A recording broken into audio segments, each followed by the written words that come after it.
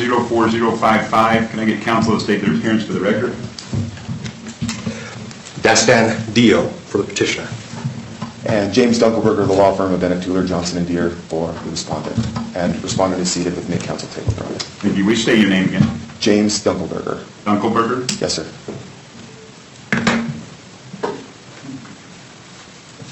Okay, counsel, before we get going, do you want to proceed by proffer, and I'll ask put your clients and witnesses under oath and see if they'll affirm it, or do you want to call up witnesses, cross-examine, direct examine? I think witnesses, we would prefer calling witnesses, not proffer. Okay. We are set for an hour hearing, so use that as you see fit. I notice I did have a motion to allow some witnesses to appear remotely. Yes, Your Honor, that's our motion. Are they out of state? Yes, they are. Okay.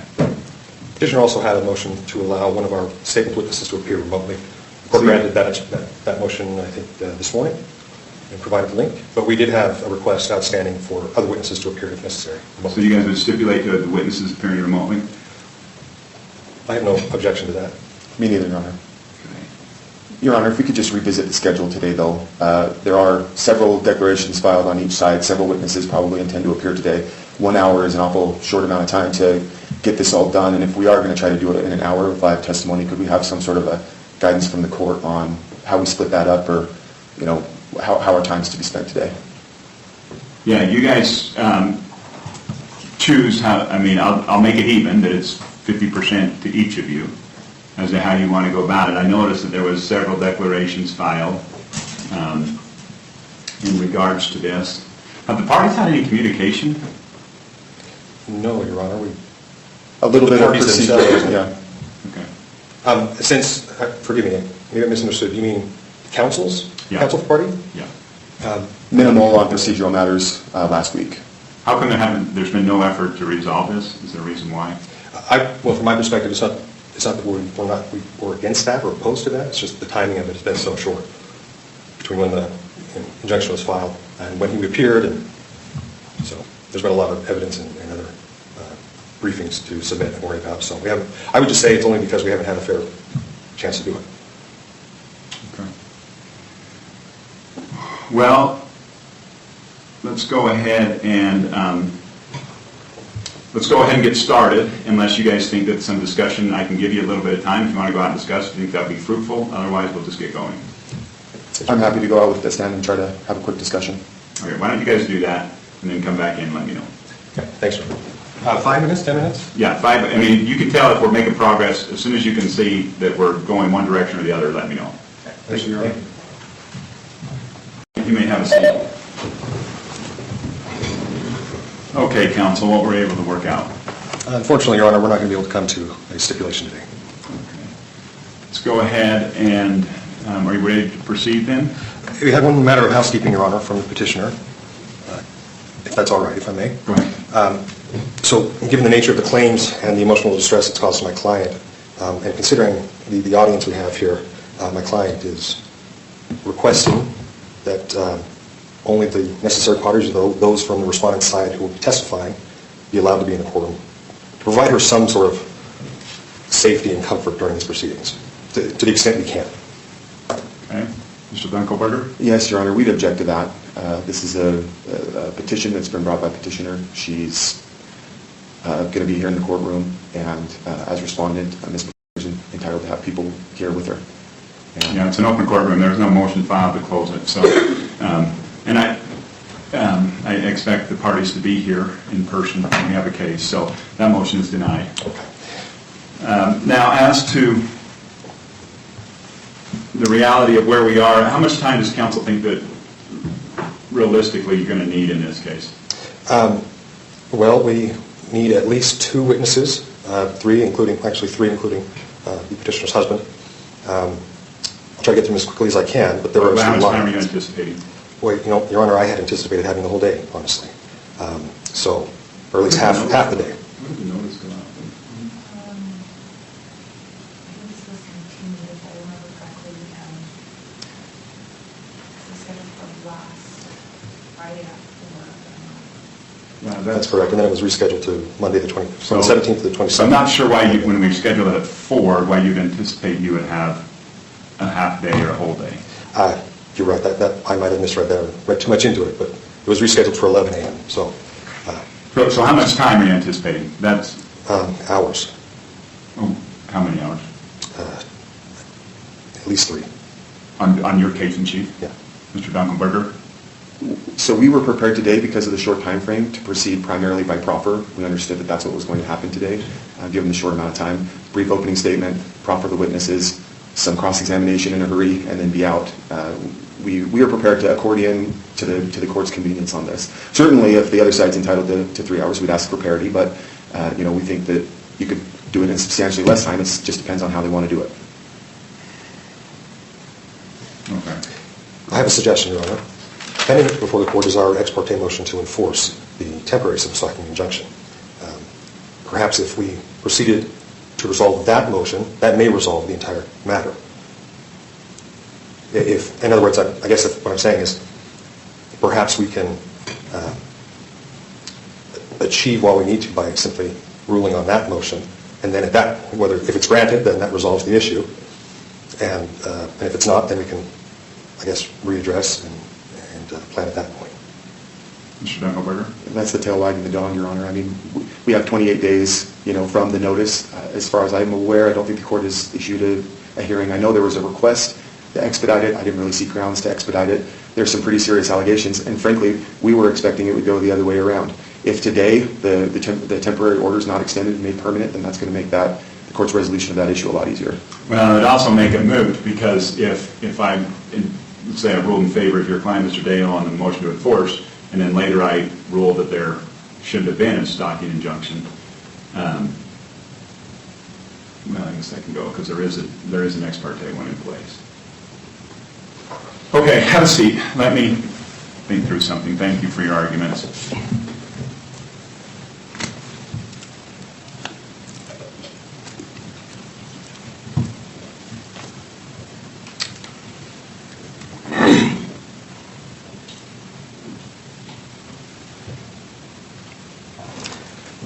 Your Honor, may I respond to one thing he said? Sure. Thank you. The standard that is applicable to the ex parte motion and the enforcement of the temporary civil stocking injunction is completely separate and irrelevant to the issuance of a permanent stocking injunction. The temporary one was issued, and it was effective, and there were violations of it. Whether or not the court decides to continue that and issue a permanent stocking injunction is a separate question. So I would argue that we can proceed on just the ex parte motion today. But didn't I just see a request to submit just barely filed on 9/17? So just 5 days ago? I'd have to check the date myself, Your Honor. Yeah, that's what I saw. So I do think that there is preparation time. We do have to give due processes. If they weren't prepared to argue that today, it's not fair to throw it on them and put that in there. Let me just look at a couple things here.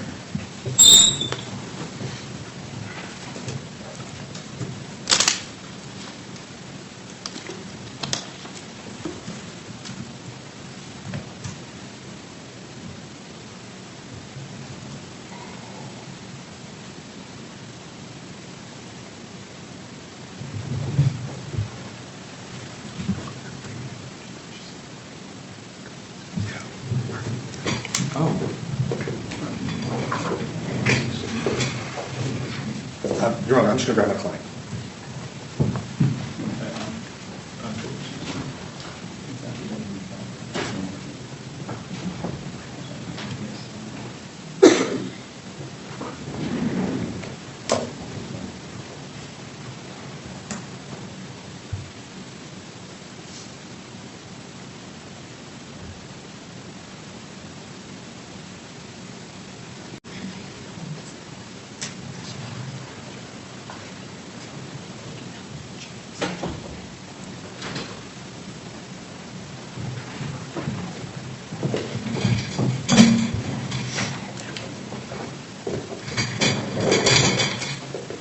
Okay, counsel, here's what I'm going to suggest we do.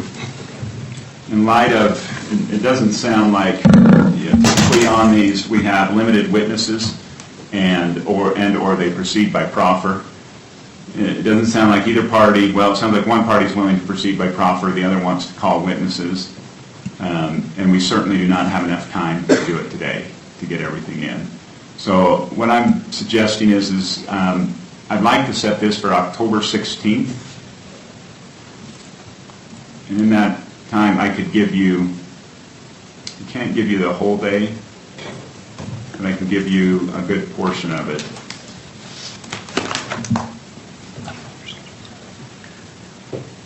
Does October 16th work?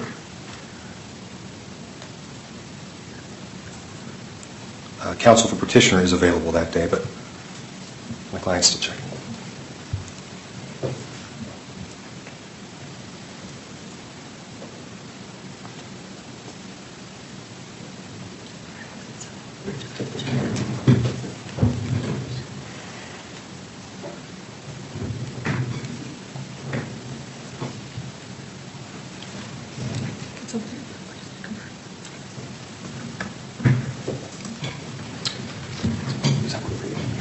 It works schedule-wise, but I'm going to object.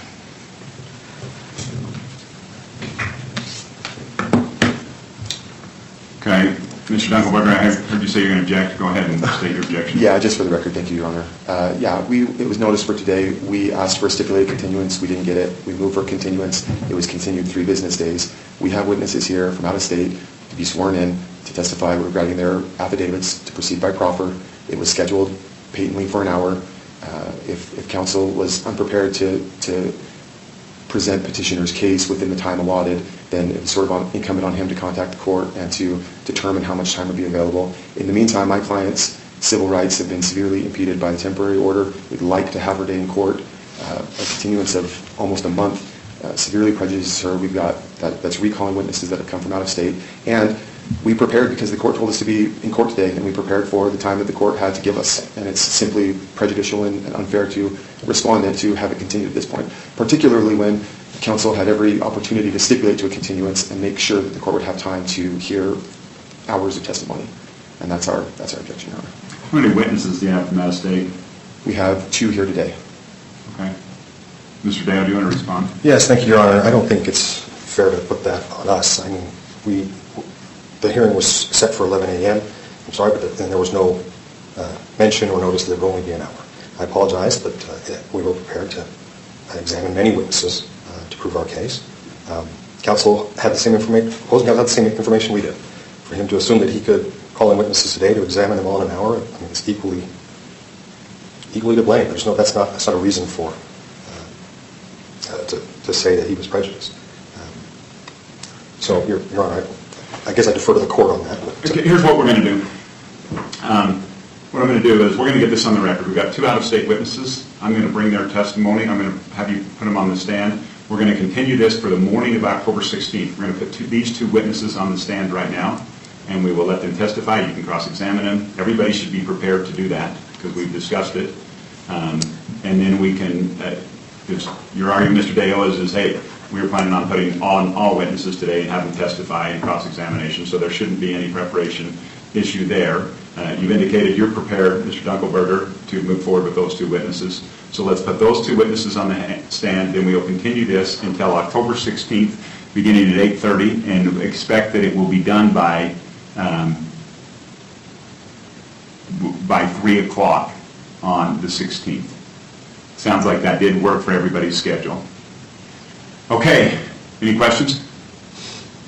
No, Your Honor. Okay, Mr. Dunkelberger. Yes, thank you, Your Honor. We'd like to call Janice to the stand, please.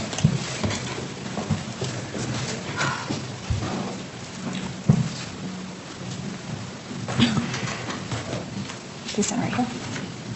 Raise your right hand.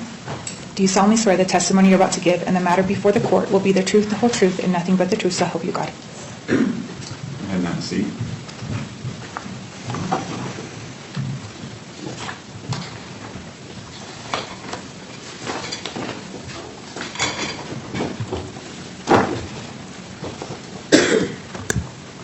Miss, could you state and spell your name for the record, please? Yes, it's Janice.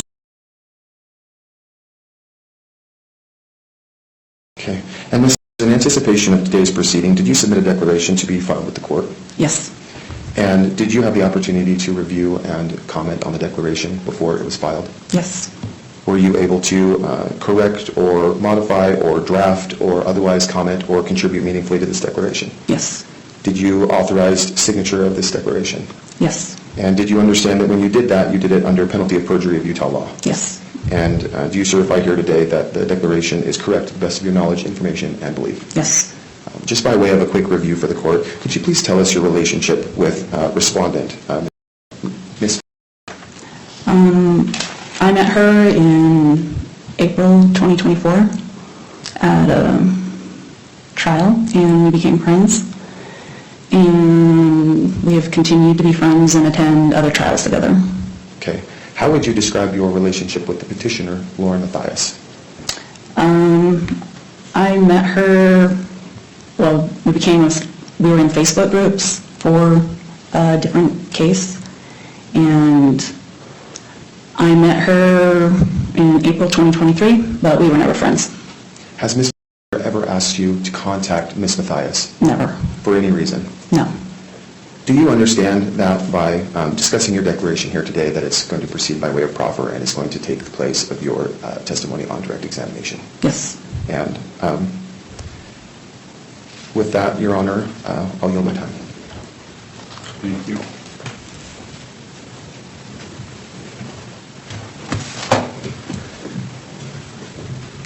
Just a clarifying question. I wasn't clear on when you met my client.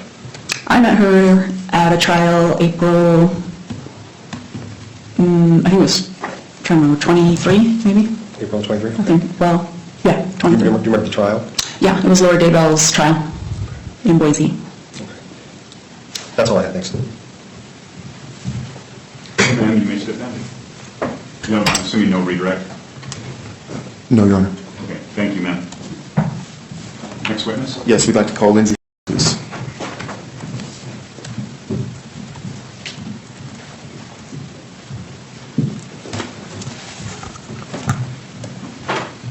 Do you solemnly swear the testimony you're about to give in the matter before the court will be the truth, the whole truth, and nothing but the truth, so help you God?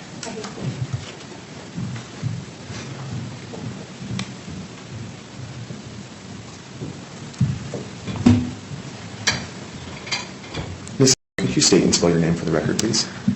Lindsay.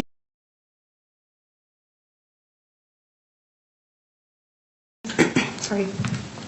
Thank you, Ms. And in anticipation of the hearing today, did you provide a declaration to be filed with the court? I did. And did you have the opportunity to review, draft, contribute, or otherwise put your seal of approval on the declaration? Yes. And did you authorize me to sign on your behalf and file with the court? Yes.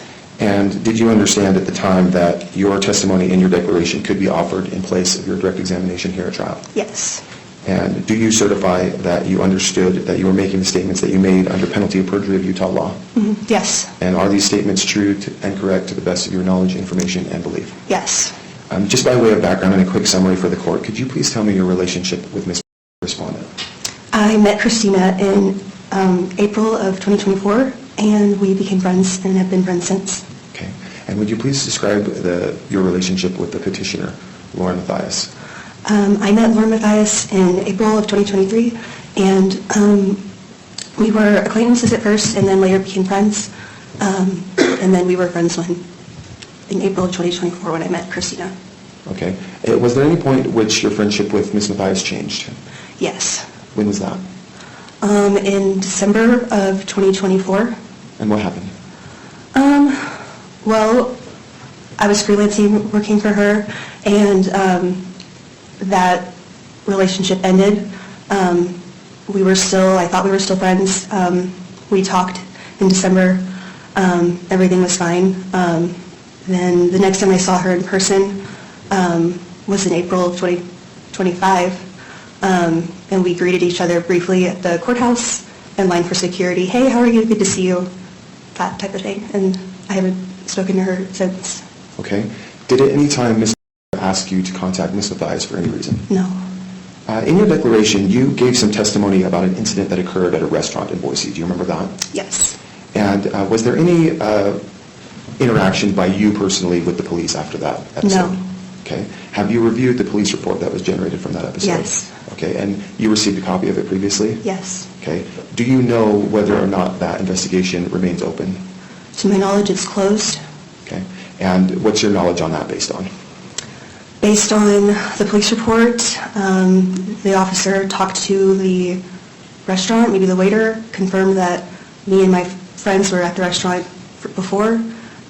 We left after, and when the officer put in his report that he spoke to... Objection, hearsay, Your Honor. Okay. Hold on. Let me just- Yeah, if she's going to testify anything the officer says, it will be hearsay sustained. Okay, move to strike, please. Yeah, that's stricken. Any hearsay testimony, the rest of it. Okay. So with respect to your review of the report, just to repeat for the court, you've Yeah. reviewed the report? Yes. Okay. Was Ms. present at the restaurant in Boise? No. Do you know where she was? Europe. Okay. Objection, foundation. Sustained. How do you know where she was? Because she told me she was going to Europe. Objection calls for hearsay, or is hearsay, excuse me. It's an admission by a party opponent. Overruled. And in any event, she wasn't at the restaurant with you? Correct. Okay. Following the incident at the restaurant, or at any other time, have you, on behalf of Ms. ever reached out to Ms. Mathias? Never. With that, I'll yield, Your Honor.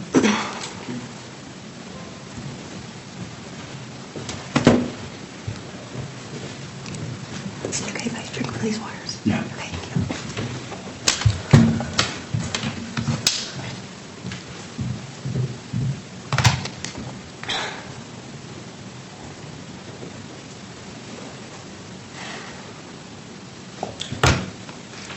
Is it Miss or Mrs.? Miss. Miss? I was also confused by your testimony. When did you initially meet my client? April of 2023. 2023? Yeah. Okay. I thought I heard you say 24. Sorry. And how were you introduced to her? I don't know. We were both at the same trial, and I might have introduced myself. I was there for work. I knew Lauren to be in that same industry. Just we're in the same trial, and maybe something like that. I don't really remember. Okay. How do you know the respondent? I met her in April of 2024, the next year, at a trial as well. Okay. Yeah. Would you describe your relationship?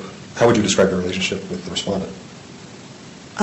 Really good. We became friends. Kind of happenstance, but we had a lot in common, and just kind of naturally became friends. And you're still friends to this day? Yes. You communicate regularly? Yes. How often? Multiple times a week. Do you have a social media account? Yes. Do you follow the respondent's social media account? Yes. Are you familiar with the account titled Objection, Your Honor? Yes. What is that account? That is one of Christina's TikTok accounts. You say one of hers. Does she have others? She has a art account where she posts art stuff because she's like a artist. Okay. Have you seen or watched, or are you familiar with the videos that are on the respondent's Objection, Your Honor account? Have I seen them? Yeah. Yes. All of them? I don't know if I've seen all of them, but I've seen a majority. Have you ever commented on any one of her videos? Yeah. How many times? I don't know, maybe 1, 2, 3, maybe? Okay. In those videos, do you recall the respondent ever referencing to a person as ex-friend? Yes. Who is the ex-friend, according to your knowledge? Objection, Your Honor. Foundation calls for speculation. Sustained.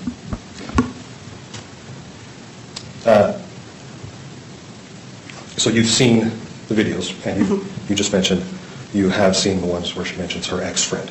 Correct. Okay. Let me ask you, what is your understanding of who the ex-friend is? My understanding, the ex-friend, Mm-hmm. to be Lauren Mathias. That's my client. Correct. Okay.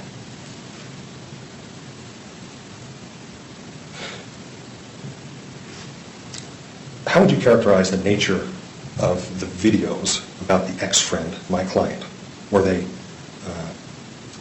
they positive or negative? Which videos? I'm just asking for your overall impression Okay. of all the videos you said you've seen. Overall Were they impression. positive about my client or negative, in your opinion? I don't think they were positive, but Okay. So you can't say they were positive. Can you think of any video that was positive? there were actually a few where they weren't about your client. They were about protecting like your own personal peace, things like that, things that were like kind of, I don't know, not like motivational, but like peaceful, like, I don't know if that makes sense. Okay.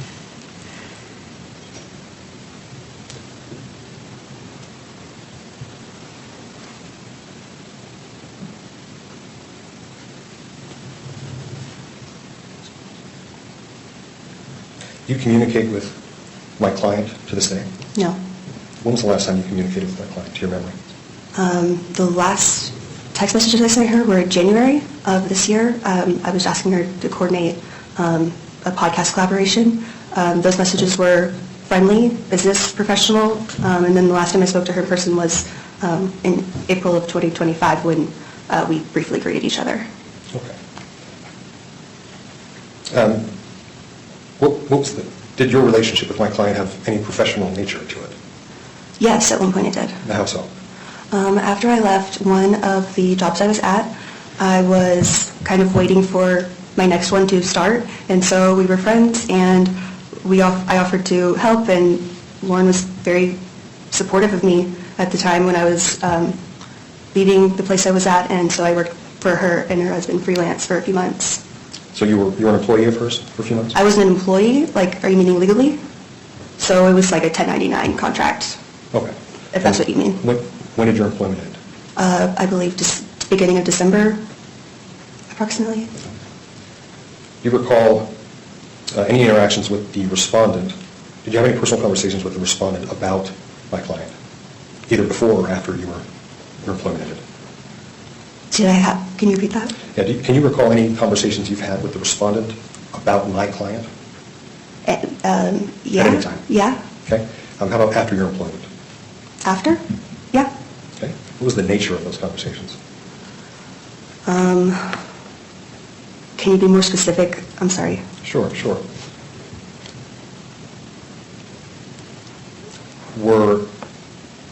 Whenever you were speaking with her about my client, would you characterize it as positive or negative?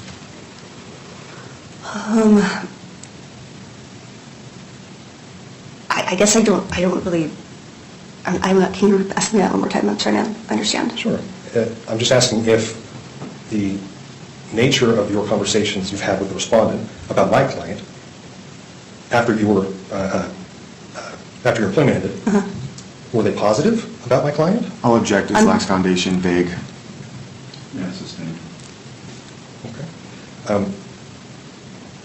Let me ask you this. How often would you say did you and the respondent have conversations about my client after you left her employment? Well, at first we were all friends. So in that month of December, things were a little bit awkward between Lauren and I, and so I think that the conversations were based on, are you going to reach out to her? Like, do you think this is something that can be fixed? Like the friendship. And then after that, I'm not really sure. I am aware of I put in the thing about, like this case. Like I know, like in April,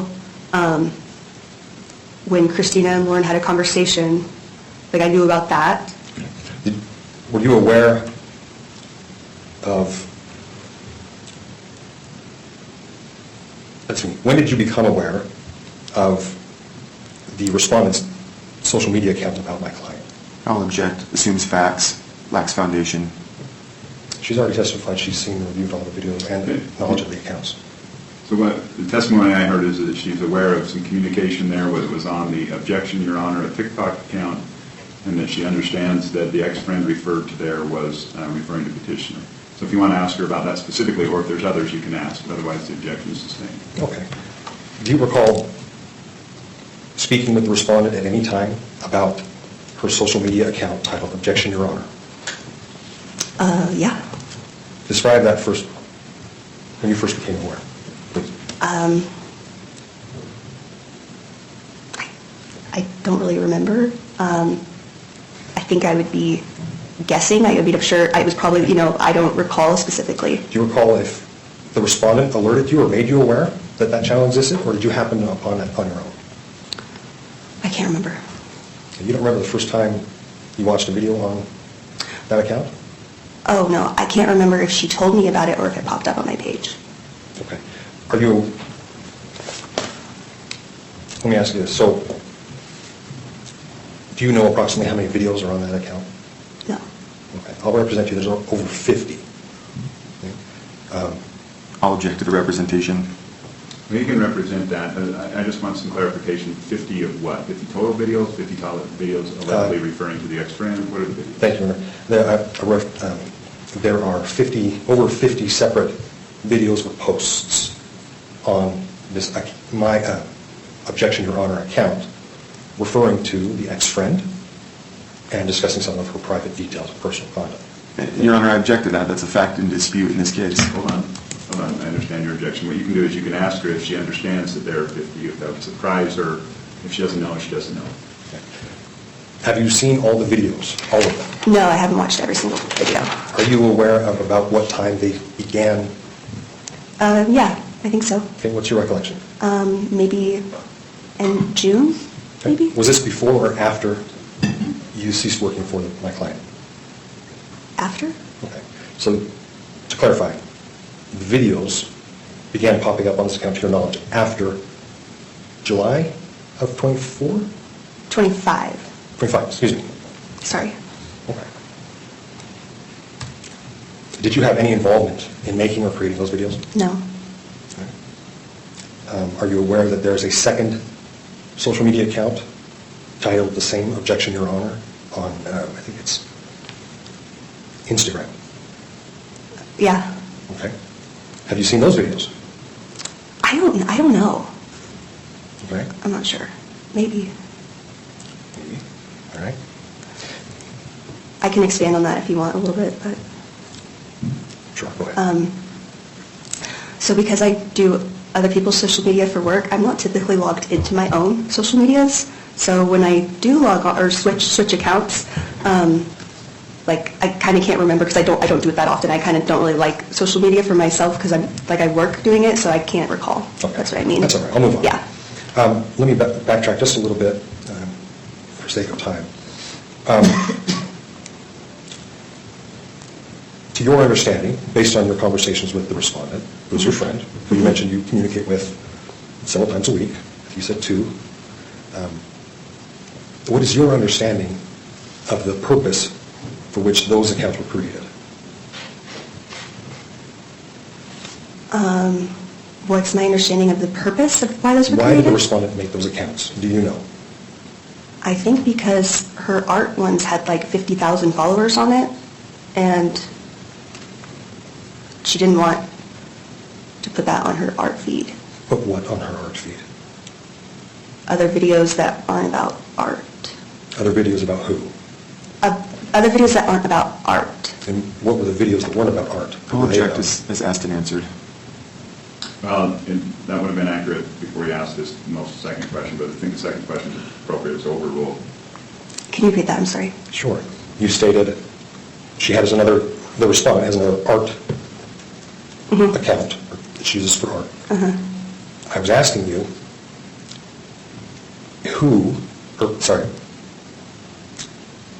so you said she has another account she wanted. Why did the respondent, to your knowledge, create a separate account titled Objection, Your Honor? Now, that has been asked and answered. She said so that she didn't intermix. She's got her art account. She didn't want to run this other stuff on the feed. The Gotcha. question the second one you followed up with was, what are the other posts or videos she's putting on the other account? Thank you, Your Honor, for that. That's correct. So, what are the other posts that the respondent made? The other posts on... That you referred to other posts that she didn't want on her art account. Oh, what were those videos about? Those videos were Christina talking about her life, things going on in her life. What was and going on in her life at that time? And I'll object, lacks foundation, calls for speculation. To your knowledge. Hold on, I'm going to sustain that objection. Go ahead with the next Okay. question. Do you have, well, I'm just asking you, what do you understand those videos on her other account to be about? Or, excuse me, let me rephrase. Why did she create a separate account specifically for these videos? You mentioned she didn't want these videos on her other account, on her art main account or whatever. What is your understanding of why she created a separate account about other videos? So I actually didn't really understand that part either. Like, I don't know. I don't know why she created a second account. I just assumed it was because she didn't want it on her art account. I'm not sure. I don't think we had a conversation of that, so I'm not sure. Okay. Did I answer the question? I'm sorry. Well, I think you have. That's all I have. I know we're out of time, Your Honor. Very brief redirect here. The posts that you saw, did they contain threats? No. Did they name Lauren? Hold on. I need some foundation. What post? The posts that you were discussing, that you said that you saw Yeah. on these accounts? On the objection, Your Honor counts? Yes, Your Honor. Okay. 0. Okay. I'm going to object to legal conclusion, Your Honor, about threatening, what constitutes threatening language. Okay. Overruled. Did they refer to Lauren by name? No. Did they depict Lauren by photograph with her face showing? No. Have you ever threatened Ms. Mathias or her associates? Never. Have you ever purposely stood in their space in order to menace them or intimidate them? Never. Have you ever seen Ms. MacArthur stand close purposely to Ms. Mathias to threaten or intimidate her? No. You mentioned some conversations that you'd had with Ms. that were about Ms. Mathias. During those conversations, did you ever hear Ms. MacArthur threaten Ms. Mathias? No. Did you ever hear Ms. MacArthur talk about encouraging someone else to threaten or menace Ms. No. Mathias?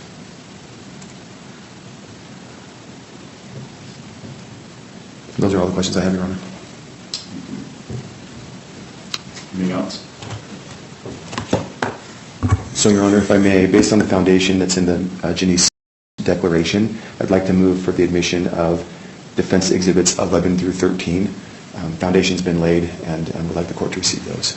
What are exhibits 11, 13? Yes, Your Honor. So there's one photo that depicts some of the people that are referenced in the declaration.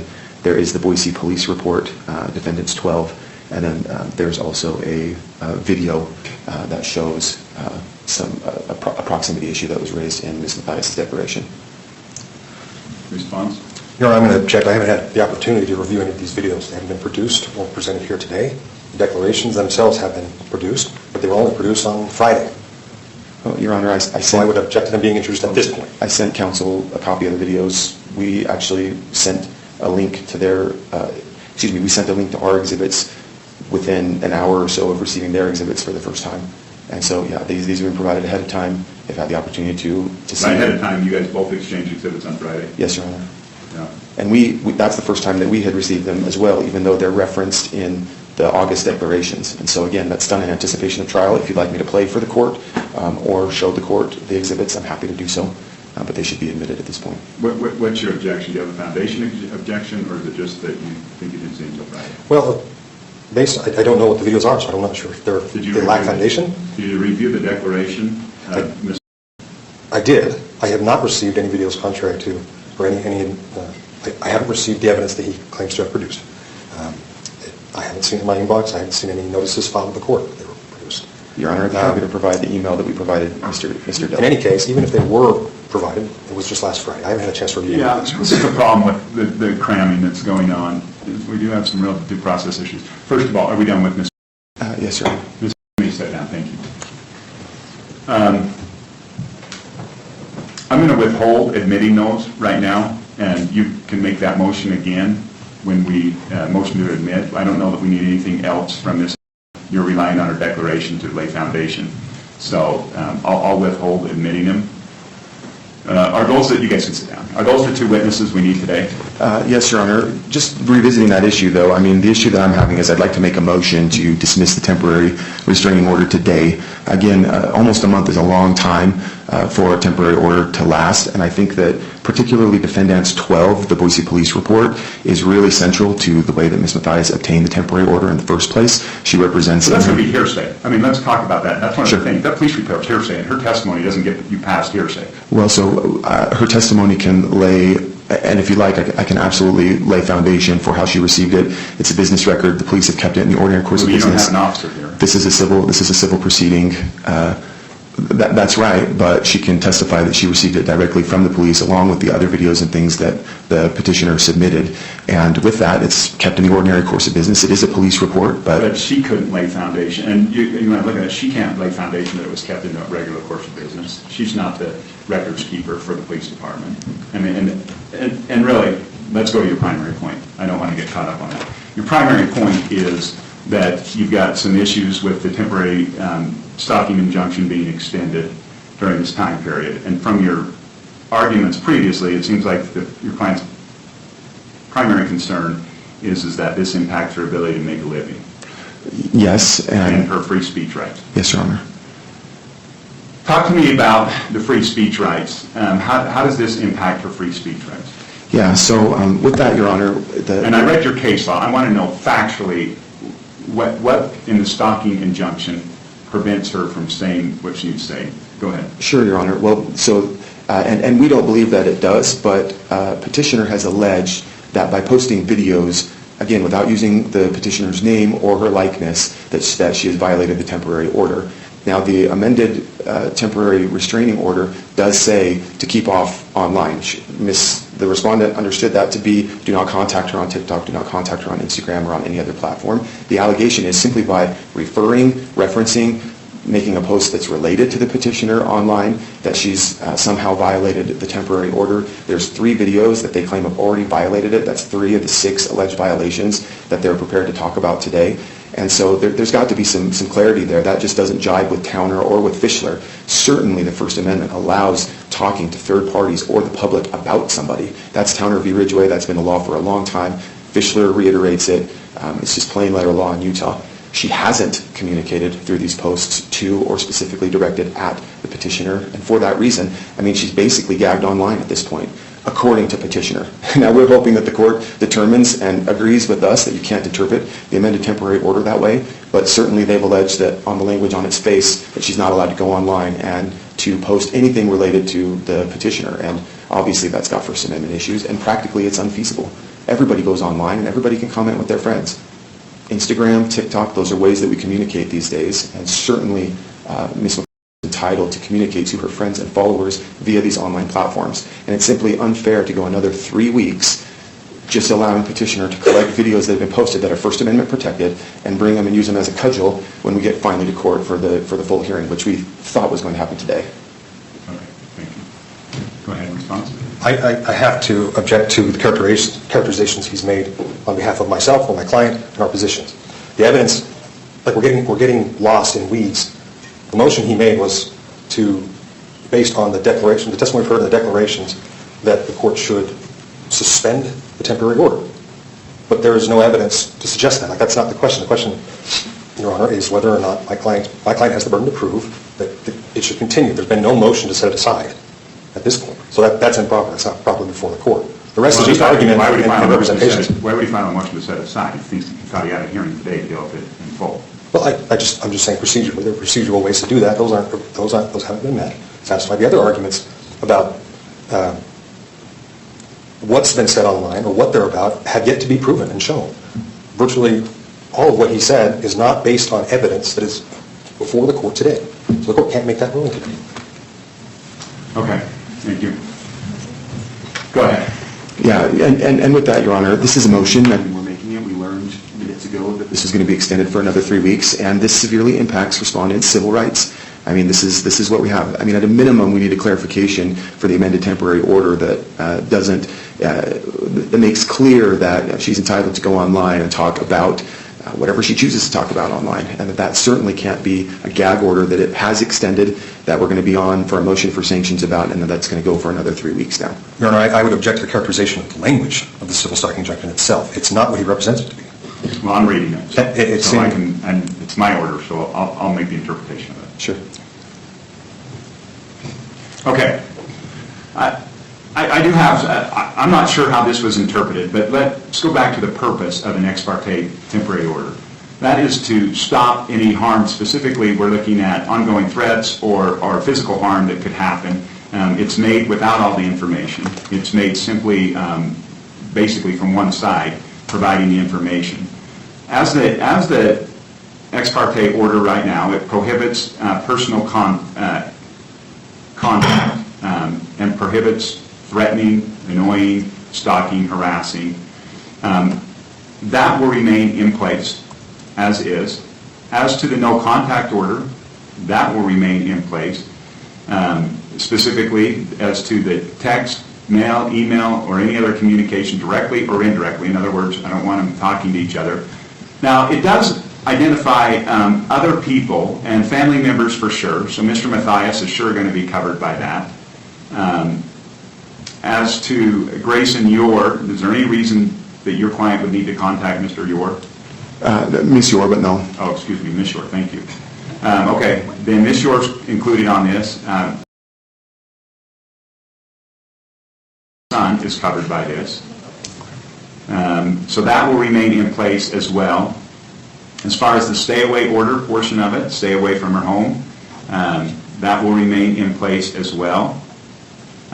Is there any reason why she would need to go to near a job site or a school of Ms. Mathias?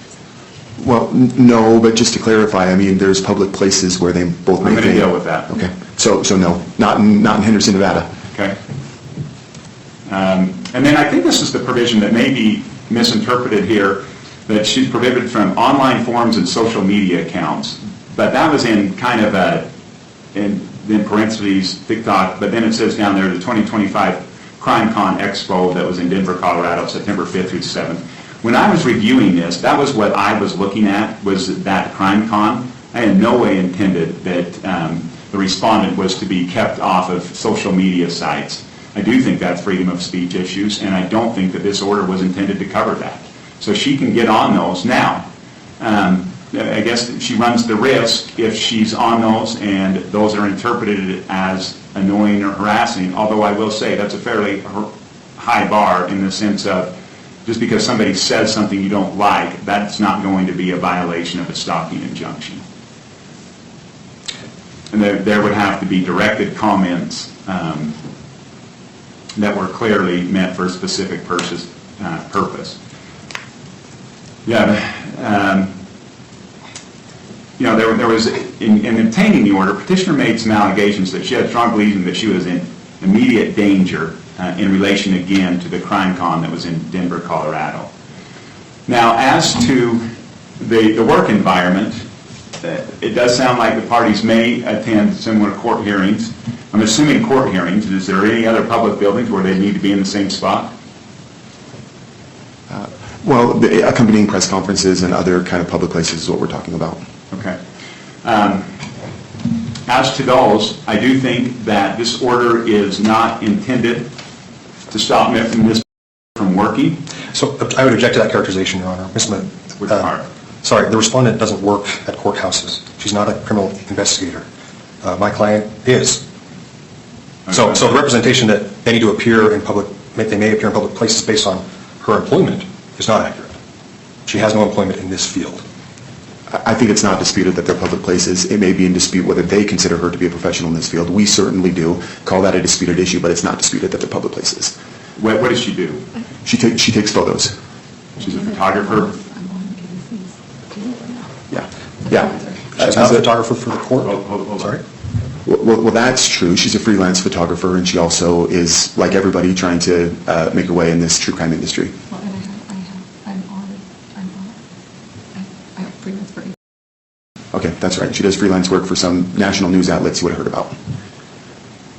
Okay. Yeah, let me address the public place argument first. That doesn't fly because stalking injunctions often cover public places. However, it does sound like she has a right to be there and she's got a purpose for being there. And if that's the case, if she's there with a purpose, then she can be there. The order is that they will keep, that she will keep her distance because Ms. Mathias, she's not a respondent, there isn't a counter one. So Ms. is required to keep her distance from the petitioner. Now, it's hard to say exactly how far that is because it may be different if we've got a media scrum or something and we've been taking photos, then it may be closer. But she certainly cannot be right next to her. She certainly can't be making faces to her. She can't be making gestures. She can't be making comments. None of that can occur. If they're in a courtroom, like a courtroom here today, I'd expect that they would be on opposite sides of the courtroom. So I expect to receive a modified temporary civil stalking injunction with those changes incorporated.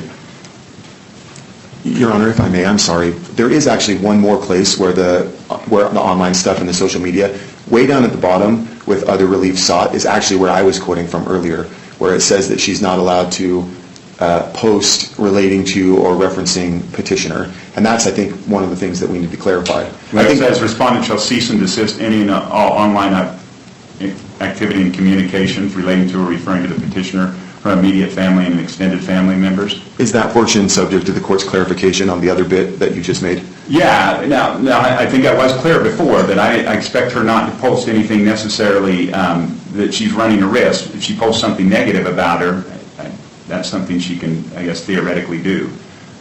But she needs to be careful in walking that line. Is there any clarification you could give us on what might be qualified as negative? Well, if she's threatening her, again, we have to go back to the purpose of a stalking injunction. If she's threatening her, if there's a harassment that would cause emotional harm, I mean, all of us run the risk that somebody's going to say something bad about us. Whether that turns into harassment, I think that's a high bar. Is there any evidence? Let me be clear on this, Mr. Dale. This civil stalking injunction was in no way meant to silence what Ms. is doing. And I want to be very clear on that. And any permanent stalking injunction will not be for that purpose. That is not what a stalking injunction is for. I guess I'm looking for clarity on what it is the court is basing its ruling on when it says what she does or what she's doing. And what do you mean? So the respondent isn't a true crime investigator. She's a photographer. She has an art channel on Instagram. She has separate media accounts, social media accounts that discuss solely the flaws of my client, to air them, to cause her harassment. I guess I'm not sure that, but we haven't had a chance to provide all that evidence yet, so we'll do that at the next hearing. My concern, though, is that based on just the testimony today, that has not been challenged or refuted, and so there is still an outstanding concern that the activity we've alleged that is happening online and in person and to other contacts has not been refuted properly and is not. Yeah, and I'm not making a final ruling. I'm making a temporary order. So if the order is to remove this online protection from specific directed, harassment, embarrassing things that would cause my client emotional distress, I guess that's what I'm looking for clarification on. Is the court withdrawing that based on something it saw today? Because there isn't anything we've seen today that would. Well, I think what the court is looking at is we're trying to get more clarity than a one-sided order that was initially signed. That was based on one-sided information. Sure, and we don't mean to interfere with her public or First Amendment rights. But to the extent she has made specific channels titled Objection, Your Honor, that are about my client, we would ask that protections or restrictions on those accounts be held in place until we can have a seems to be directly a freedom of speech issue. They're directed at my client. Right, which is a freedom of speech issue. You can say things about people. We may not like them, but we can say things. What she's prohibited from doing, let me be clear because you're asking for clarity, she cannot threaten. She can't threaten her physically or her family. She cannot defame her. If there's a defamation, then that's something that's illegal and would fit under a stalking injunction. I think that's what we're looking at is that she can't do. I can represent to you that there are many, many videos that defame my client.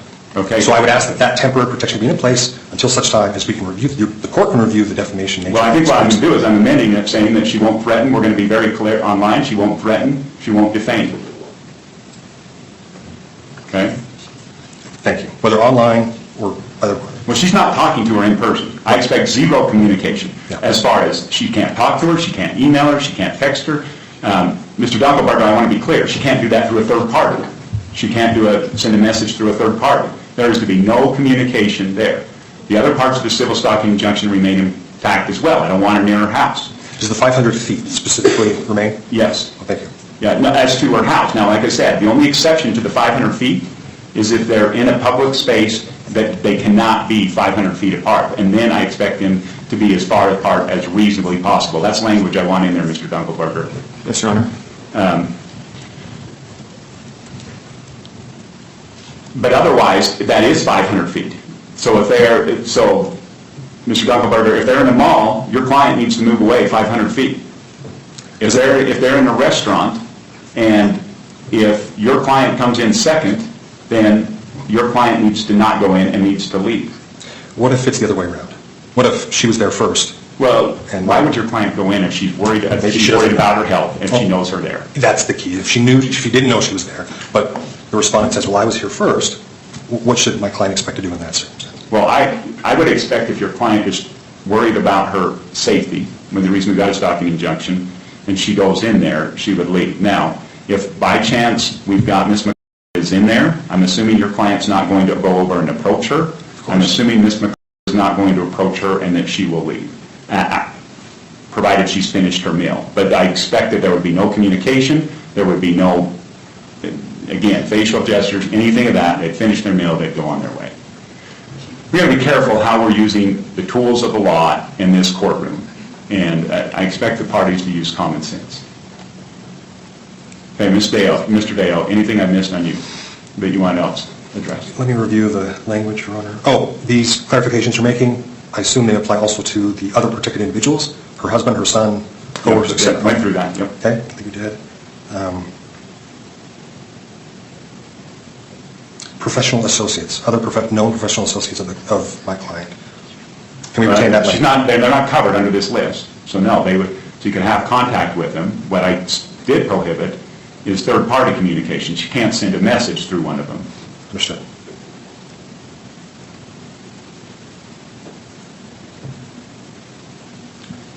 With respect to, go ahead. Sorry. Finish on. With respect to the online posts, I think that's the biggest concern for my client. In addition to defaming statements, is there any other clarification the court can give on what would constitute a defamatory statement? So that there's no argument. So there's no like. What's legally defined as defamation? It's got to fit the legal definition. Okay. What about harassment? I don't know what that's going to qualify as, and I can't get into everything. I would say, Ms. MacArthur, I'd be careful in the way you do that. But again, if she's just saying negative stuff, this is not, again, a stalking injunction is not a remedy for shutting down speech that a person doesn't like somebody saying about them. And it seems like that's what you're trying to do in this case. Well, again, Your Honor, I would argue that we're not asking to restrict her speech. She can still go anywhere else. That is speech. Online speech is every bit as protected as anywhere else. Some forms of speech, like threats and defamation, are not protected. And that's what I put specifically. And if that's the best we can do, like that's most clear we can be, I understand. I just thought I'd ask for any additional clarification you can give to be instructive to both parties. Yep. Okay. I think I've been clear on that. Mr. Dunkelberger, anything from your side? No, thank you, Your Honor.